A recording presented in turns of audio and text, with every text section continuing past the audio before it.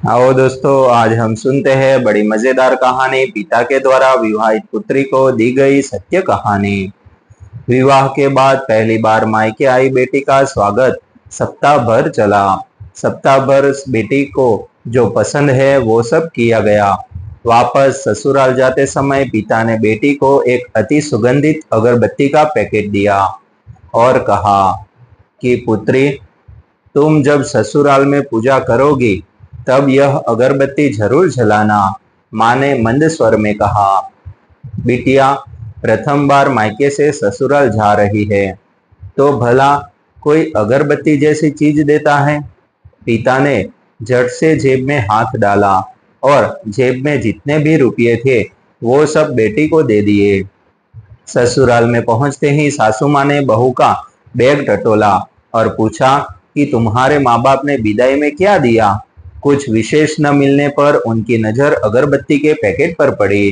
क्रोधवश सासू माँ ने मुंह बनाकर बहू को बोला कि कल पूजा में यह अगरबत्ती लगा लेना। सुबह जब बेटी पूजा करने बैठी, अगरबत्ती का पैकेट खोला तो उसमें से एक चिट्ठी निकली। लिखा था, बेटी, यह अगरबत्ती स्वतः जलती है मगर संपूर्ण घर को सुगंधित कर देती है। इतना ही नहीं, आजू बाजू के पूरे वातावरण को भी अपनी महक से सुगंधित एवं प्रफुल्लित कर देती है। हो सकता है कि तुम कभी पति से कुछ समय के लिए रूठ जाओगी या कभी अपने सास ससुर जी से नाराज हो जाओगी, कभी देवर या ननद से भी रूठोगी, कभी तुम्हें किसी से बातें सुननी भी पड़ जाए या फिर भी कभी अड़ोस पड़ोसियों के बर्ताव पर तुम्हारा दिल खट्टा हो जाए। तब तुम मेरी यह भेंट ध्यान में रखना, अगरबत्ती की तरह जलना।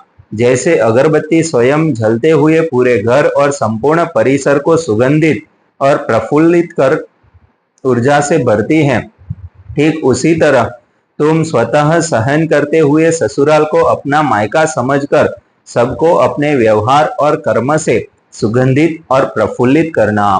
बेटी चिट्ठी पढ़कर फ कर रोने लगी। सासू माँ दौड़कर आई। पति और ससुर जी भी पूजा घर में पहुंचे जहां बहू रो रही थी। अरे, हाथ को चटका लग गया क्या? पति ने पूछा। क्या हुआ यह तो बताओ। ससुर जी बोले। सासू माँ आजू बाजू के सामान में कुछ है क्या यह देखने लगी तो उन्हें पिता द्वारा सुंदर अक्षरों में लिखी हुई चिट्ठी नजर आई।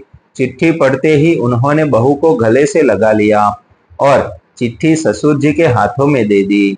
चश्मा ना पहने होने की वजह से चिट्ठी बेटे को देकर पढ़ने के लिए कहा। सारी बात समझते ही संपूर्ण घर स्तब्ध हो गया।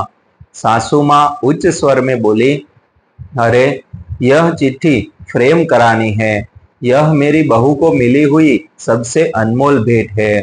पूजा घर के बाजू में ही इसकी फ्रेम होनी चाहिए और फिर सदैव वह फ्रेम अपने शब्दों से संपूर्ण घर और अगल बगल के वातावरण को अपने अर्थ से महकाती रही।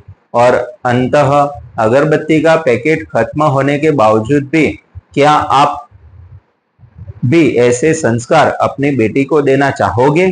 बेटियां दो फूलों को महकाती है।